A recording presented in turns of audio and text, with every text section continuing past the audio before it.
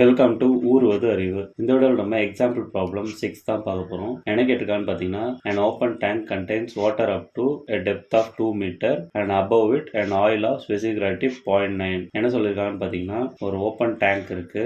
அந்த டேங்க்ல 2 மீட்டருக்கு வாட்டர் இருக்குன்னு சொல்றாங்க. அதுக்கு மேல ஒரு 1 மீட்டருக்கு ஆயில் இருக்குன்னு சொல்றாங்க. அதோட ஸ்பெசிபிக் கிராவிட்டி 0.9 சொல்றாங்க. அது எப்படி தனித்தனியா இருக்கும்னு பார்த்தீங்கன்னா, இம்மிசிபிள் லிக்விட்ஸ்னு இருக்கு. அது ஒன்று கலக்காது. ஸோ அப்போ இது மாதிரி செப்பரேட்டாக தான் இருக்கும். ஸோ வாட்டரோட டெப்த்து நம்மளுக்கு 2 மீட்டர்னு கொடுத்துருக்காங்க.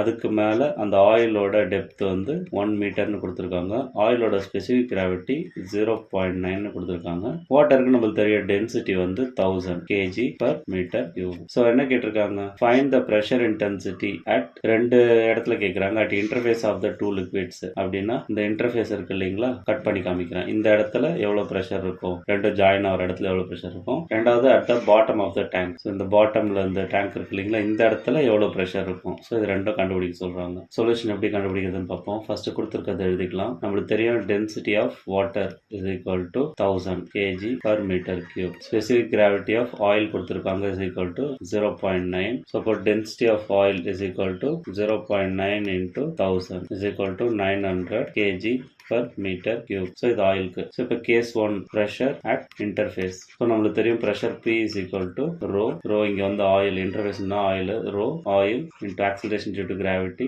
Into z depth. ஸோ இந்த கேஸில் அப்படியே சப்ஸ்டியூட் பண்ணிங்கன்னா ரோ ஆயில் 900 நம்ம கண்டுபிடிச்சிருக்கோம். Into acceleration due to gravity 9.81 தெரியும். இன்டூ டெப்த் ஆயிலோட டெப்த் தான் போடணும். ஸோ அது 1 metre. So is equal to 981 into 9 is equal to 9 1s are 9, 8 9s are 72, balance 7, 9 9s are 81, 7, 88. So 8829 Newton per meter square. So இதுதான் pressure at I ன்னு வச்சுக்கோம் interface. அடுத்தது case 2 bottom of tank. So இதை எப்படி கண்டுபிடிக்கணும்னு பார்த்தீங்கன்னா, pressure bottom பின்னு வச்சுக்கோ is equal to pressure at interface வரைக்கும் இருக்க ப்ரெஷரை கால்குலேட் பண்ணிட்டு plus pressure of the water நம்ம கால்குலேட் பண்ணி ஆட் பண்ணோம்னா இதுதான் answer. So pressure of the interface, அதாவது ஆயிலோட ப்ரெஷர் என்னன்னு பார்த்தீங்கன்னா ஆல்ரெடி கண்டுபிடிச்சாச்சு, 8829 plus pressure due to water at the bottom of the tank பார்த்தீங்கன்னா again rho water into G into z is equal to 8829 plus rho water 1000 நம்மளுக்கு தெரியும் into G 9.81 தெரியும் into